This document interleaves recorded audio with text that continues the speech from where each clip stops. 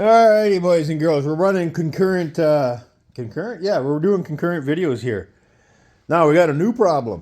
This is with the Kia Soul, the Silver Bullet. Oh yeah, rotten brake lines. Welcome to the Rust Belt, Salt Belt, whatever you want to call it.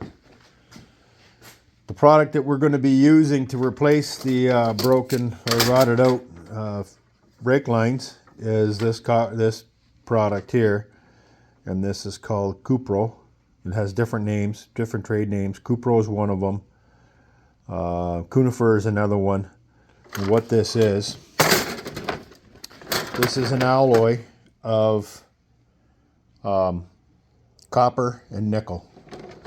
Apparently, and I don't have I've never firsthand witnessed this, but apparently this is the brake lines they use in Porsches and other high-end European cars, because some countries in Europe, they don't allow cars to be sold if they have corroding brake lines. Now, I think that's something that North America should adopt. I have been working on cars, doing it myself. I have worked in auto mechanic shops. I have worked as a mechanic. I did start my apprenticeship in it, but I drifted away from it. But I have done lots of brake lines. I've done brake lines on race cars. I've done brake lines on trucks. I've done like heavy, like not well, actually, I have done it on transport trucks, but that's a different system. Anyway, getting back to it. The deal here, what we're doing is an inverted flare. Come on, you can focus. You can see right in there, that's an inverted flare. So what an inverted flare is at first, it rolls the copper down, or sorry, the tubing. This is not copper. It rolls the tubing into itself first, and then it flares it. So you get a double flare. So it's been called inverted flare, double flare. This stuff here, I can show you how easily it bends. And it does it's very easy to put in, very easy to install, very hard to kink, and it does an amazing job. If you take your time with lots of thumb, you can move it into place, and that's where it just works amazing. So if you don't want to do your own brake lines, I don't know. I'm not telling you to do your own brake lines, but I'm telling you that if you did, and lots of people do, there's certain steps that you got to follow. And the first thing is no compression fittings, no single flares. You have to do it right. You have to buy quality flare nuts, which this is here, and you have to use a quality tool. Now, the tool that I'm using today is by Imperial. And this kit did not come. It came with a beautiful tubing cutter. The sunlight's just destroying the shot, isn't it? Let's take it over here. It came with a beautiful tubing cutter. These I bought separately on Amazon. That's the inverted flare. I'm going to show you how to do an inverted flare. It's not real hard to do. These do have a tendency to break, so I keep spares around. Sorry, get it in the shot. You can see there's different size, quarter, 1/8. The box I bought was a box of quarter and 1/8, so it was just a bunch of each. There's the tool. When I get into making one, I'll show you. That's the cutter, obviously. And then I'll get Jake to give me a hand, and we'll show you how to do a flare. So I'm going to go under the vehicle right now. I got the creeper. I'm not going to use a Jeeper creeper because I want to actually roll around a little bit. And we'll get these guys in the shot. Nope, loud noises, danger. Just changing out the, we got it jacked up pretty high. Back like the race car days. So let's get under there. That piece of plastic is the shield for the brake lights.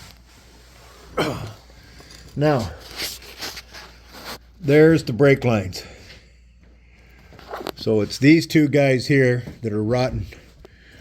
That flaky plastic coating is no big deal.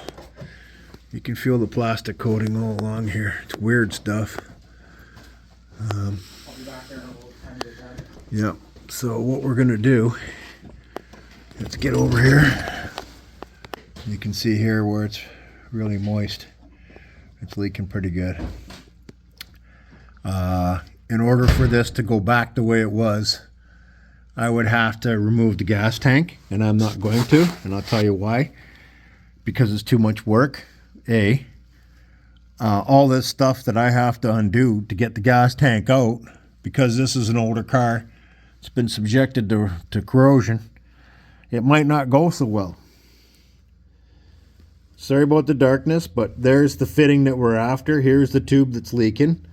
So if you follow it along, we end up from here over about 12, maybe 18 inches to there. So what I'm going to do is I'm going to take a shortcut and I'm going to reroute it there, and I'm going to abandon what's up there because I don't want to take the tank, because the leak, where's the leak? The leak is right up here, up inside. I can feel all the corrosion. You can see it on my finger. So I'm not going up there. It's not worth it. And this is the way I'm choosing to repair it, is I'm just going to bypass it. So I'm going to get started on this, and that's what we're doing. I'm going to do one for one so I don't mix it up. And you can see there's quite a bit of corrosion right there.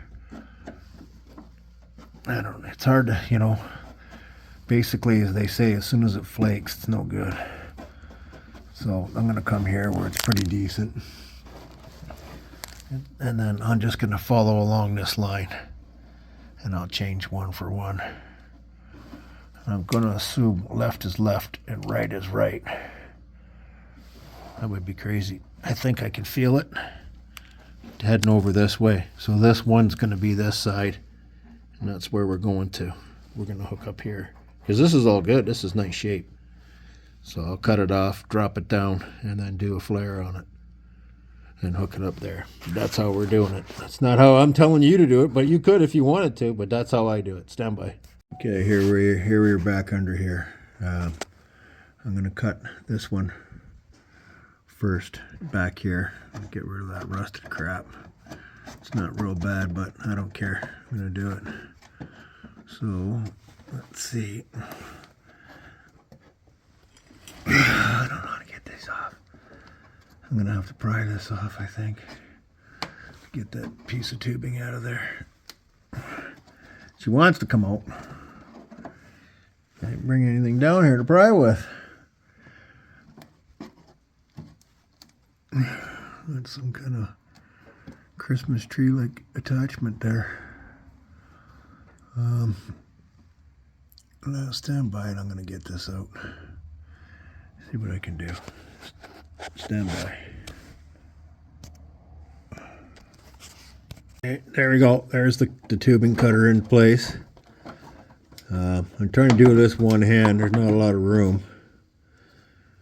But this is a cheapy mini tubing cutter. But you got to have this because you couldn't swing a big one under here.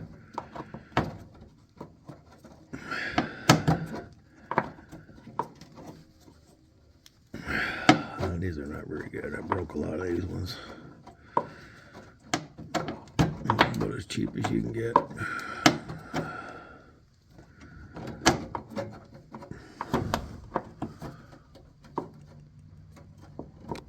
it's not migrating, is it? No, it doesn't appear to be migrating. Sometimes they'll migrate, eh? And it'll be like you're cutting threads instead of cutting the tubing. As soon as I touch this thing took off leaking. You can see it dripping. So we know this for sure is the one that's popped. But it'll be okay because you'll see what I'm going to do with it.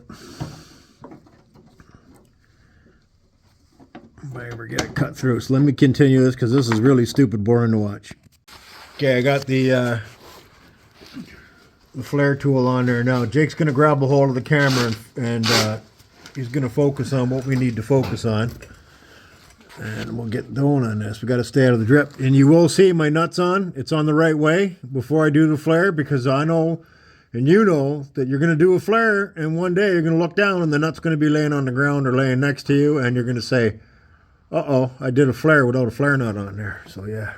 So Jake's going to grab that, and he's going to focus on right here. And the protrusion out of the flare mandrel is just the width of this right here. Just the thickness of that. That's how much you do for the first one. So then you tighten this down real good, because this is out. You don't want it to slip.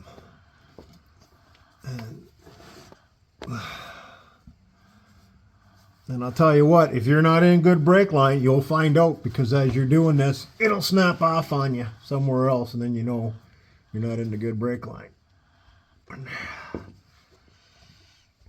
Okay, I've never used this tool before. It was given to me by a friend, and this will be my first time using it.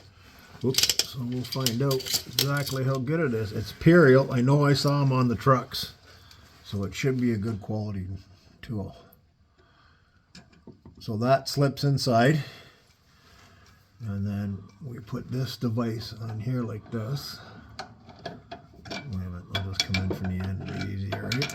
Right. Don't make it hard on yourself, Jim. And you gotta go. It's got to bias this way, and then we're gonna make the pressure screw go down.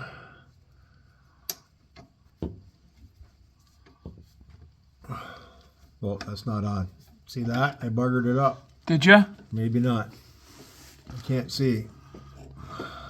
I'm not on all the way. Let's try that again. I'm not used to this tool. This is a little bit weird. So.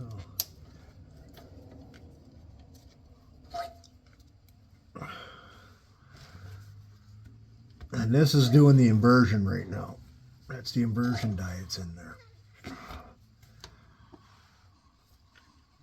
Wow, this is weird. Where's it going?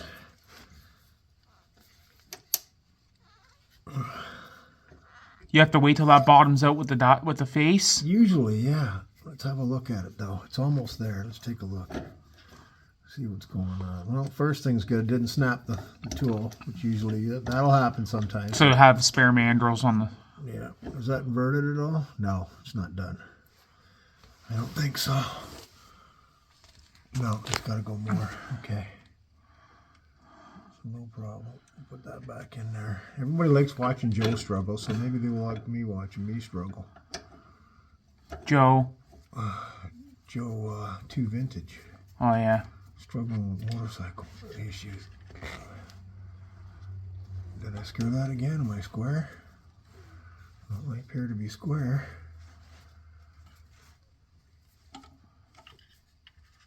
Is that down all the way? Yeah, there it is. That's bottom. Okay. Okay. Now. Are you inverted? That should be a bubble. Yeah, it's a bubble. Then you put the tool back on. Oh, and your arm gets sore from hanging it over your head. It goes into the hole. Where are we? It's just not natural, that position. Okay. Well, this thing's a little bit janky. She's weird, Jake. There we go. You got to cam it over. I mean, it looks high quality. It's just different. Yeah, just a little bit weird. You just get used to it, right?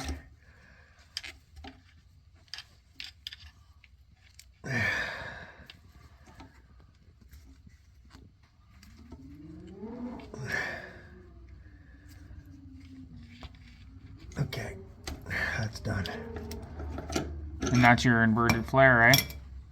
That appears to be an inverted flare. Let's get a good look at it. That's hard to tell. It's dripping so much. Is that inverted? I don't think that's inverted, Jake. I don't think it worked out. Stop. Just hold the camera and then I'll have a good look at that. Are we doing it? No, we're not doing it. Alrighty, boys and girls. That's what the joint looks like. I haven't tightened it up yet, but I just wanted to give you guys a chance to look at it.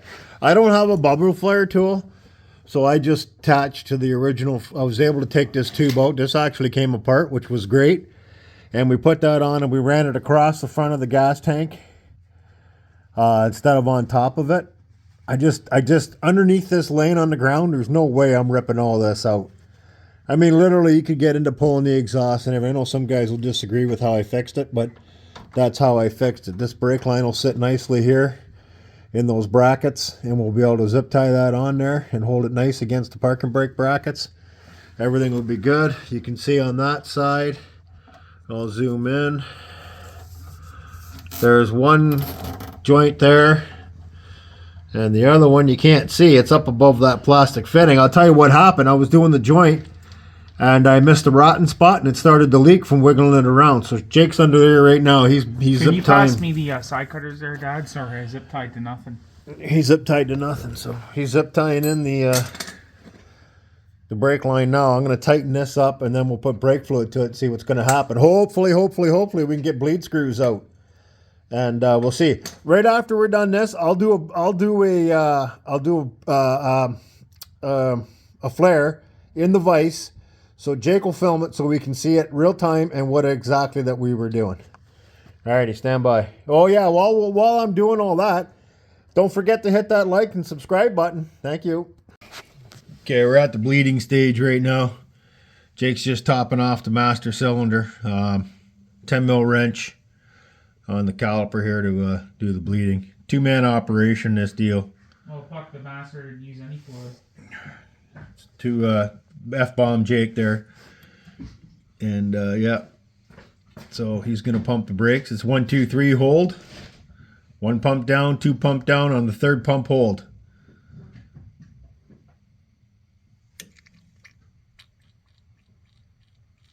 Okay, do her again.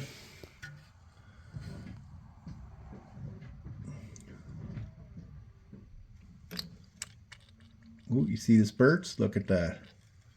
Again, Jake.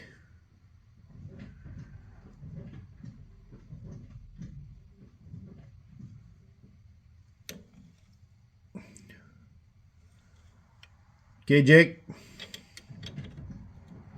Lots of air. Yeah.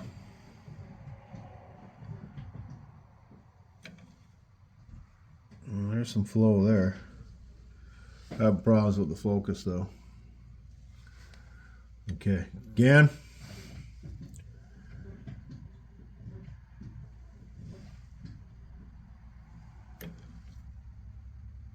You getting any pedal? A little bit. All right, we'll stand by. Yeah, because we ran the master cylinder dry, obviously, with a rear brake line.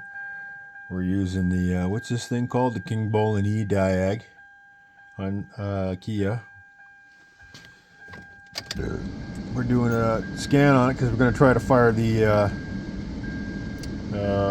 USA. We're going to try to fire the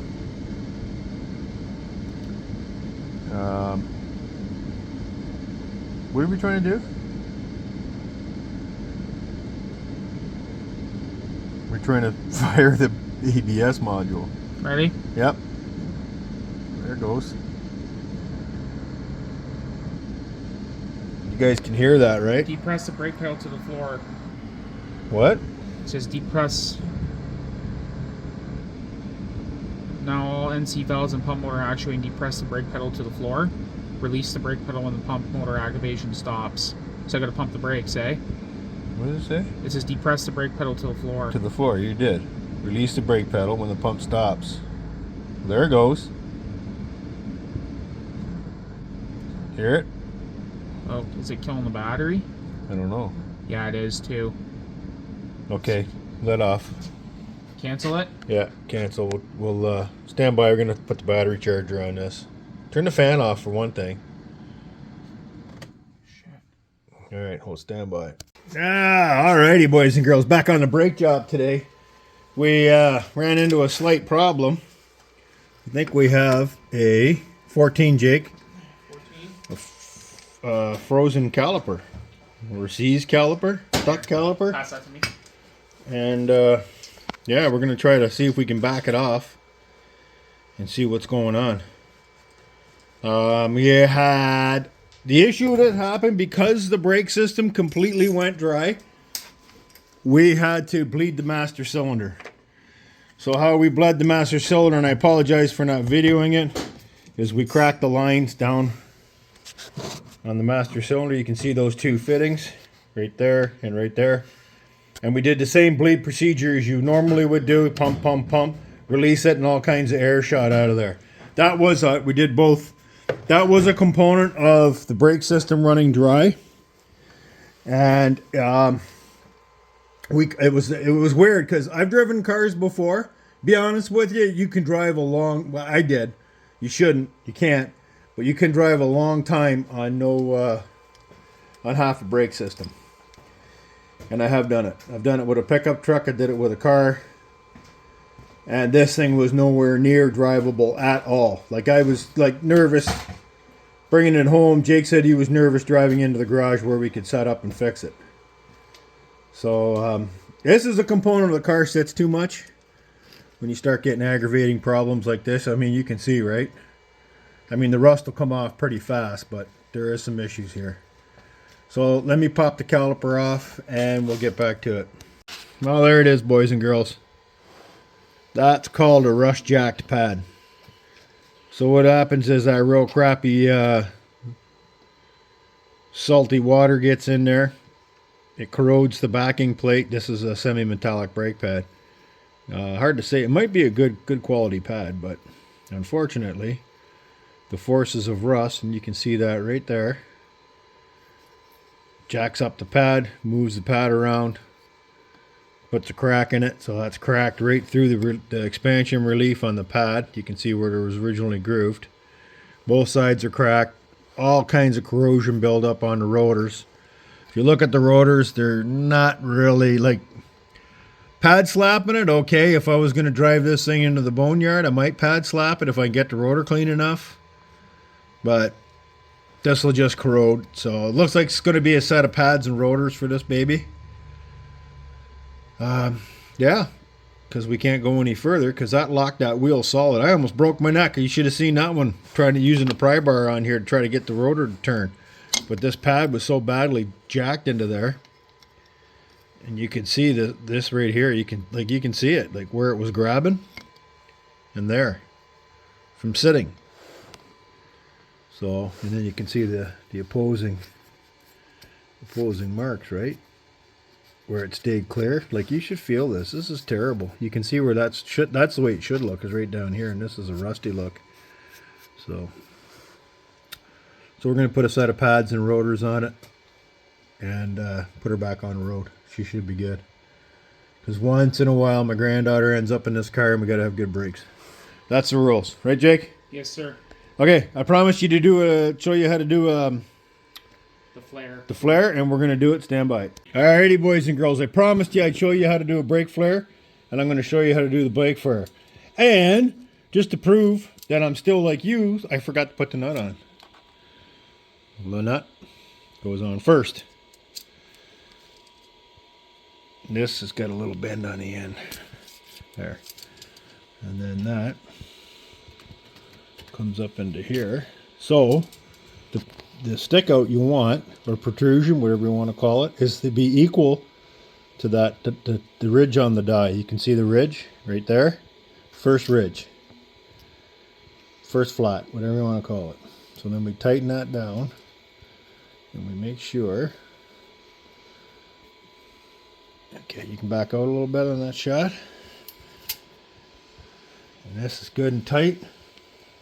Alright, if you want, you can take your, just give her a little snuggie. This goes inside the hole. Oh, let me get that place. Just like that. That's inside. The pressure screw with the flare cone goes in there.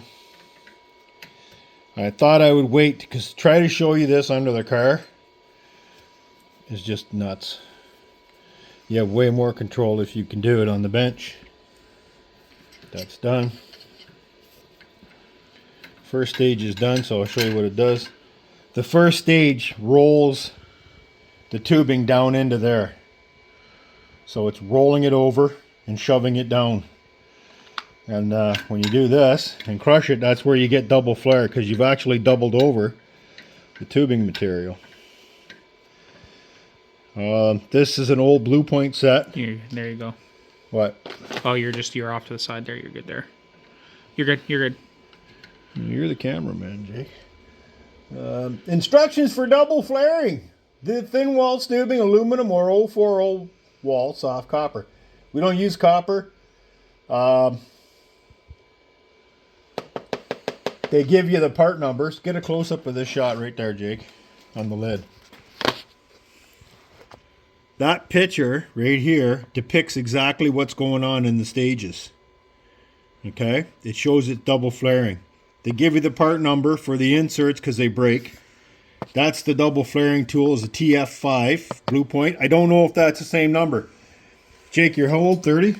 31. 31. Well, I've had this longer than I've had Jake. So I don't know if the part numbers are the same. This is a good... I have done so much tubing with this. It's unbelievable, folks. Friends, neighbors, loved ones. There is a beautiful, beautiful double flare. Look at that. Would you look at that? Hold on. Get that out and show my esteemed fans of the channel. There it is.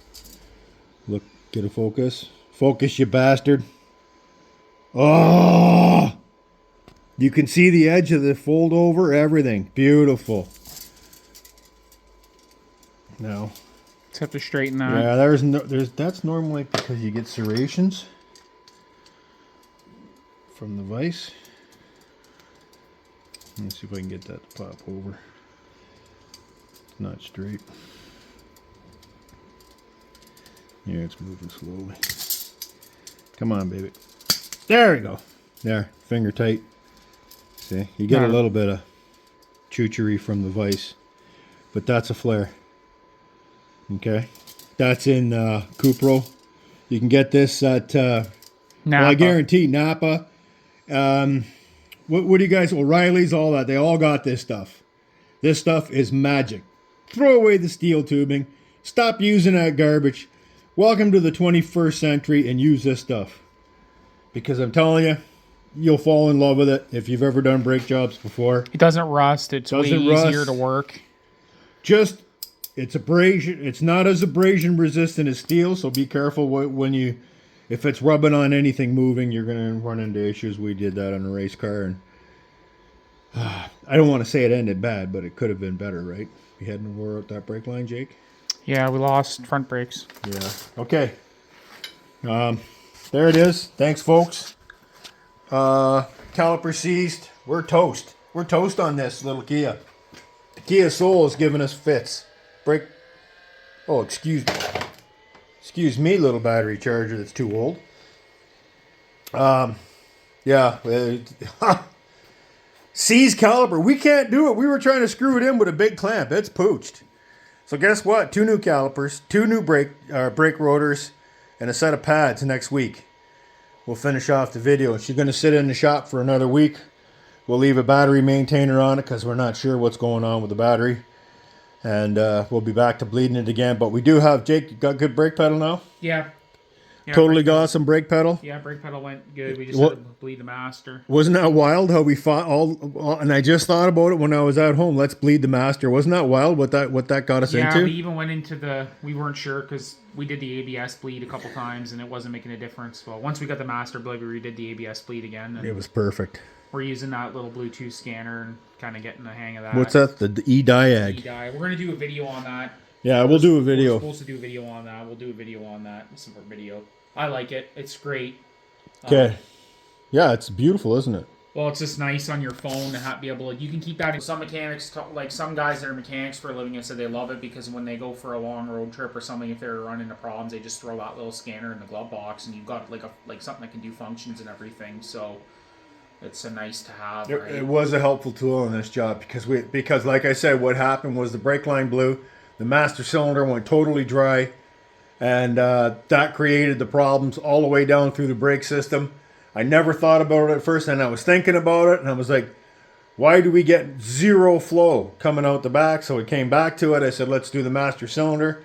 I did the master cylinder, and voila, there we are. So I'm going to wrap this video up. It's getting too long. There it is, how a brake job is like plumbing. You just keep right on going and replacing parts until, you got a brand new car. But there you go. We'll talk to you guys soon. Please check back often, like, subscribe, ring the bell, and hey, we'll see you soon.